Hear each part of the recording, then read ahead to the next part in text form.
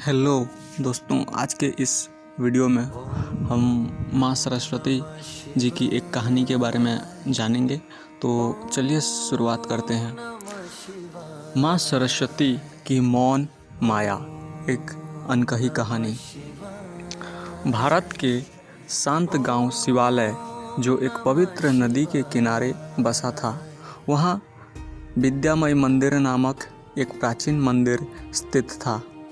यह मंदिर कभी विद्या का केंद्र था, जहाँ दूर दूर से ऋषि मुनि और विद्वान ज्ञान की खोज में आते थे।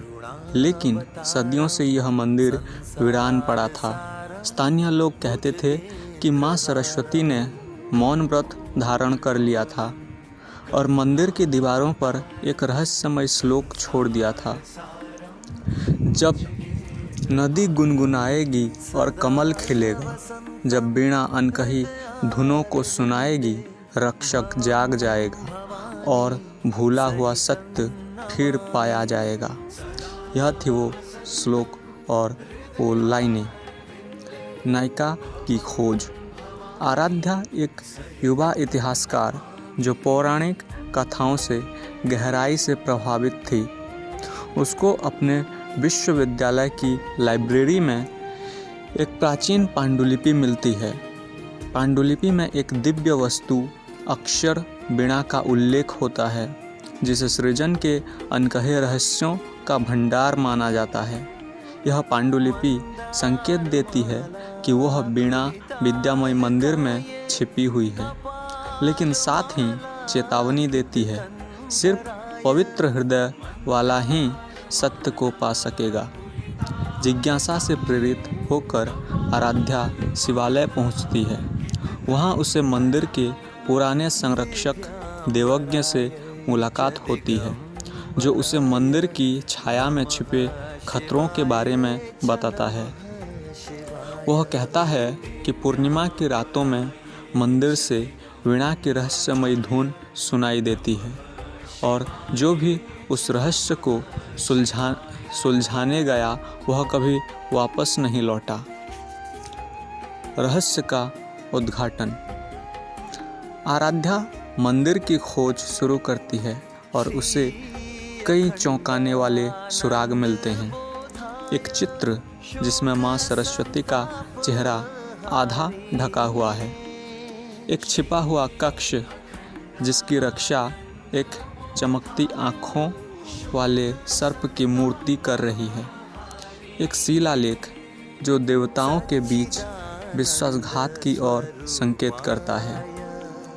देवज्ञ की मदद से आराध्या इन पहेलियों को सुलझाती है और अंततः एक भूमिगत कक्ष में पहुंचती है, जहां उसे अक्षर वीणा मिलती है। लेकिन जैसे ही वह वीणा बजाती है, उसे दिव्य दर्शन होते हैं। इन दृष्टांत में एक पुराने ब्रह्मांडीय रहस्य का पता चलता है। एक स्वर्गिक प्राणी ने ज्ञान का दुरुपयोग कर सत्ता पाने की कोशिश की थी।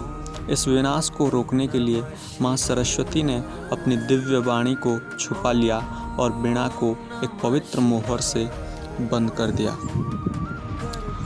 रोमांचक चमत्कार्स। जैसे ही आराध्या सत्य के करीब पहुंचती है, एक छायादार आकृति उसका पीछा करने लगती है।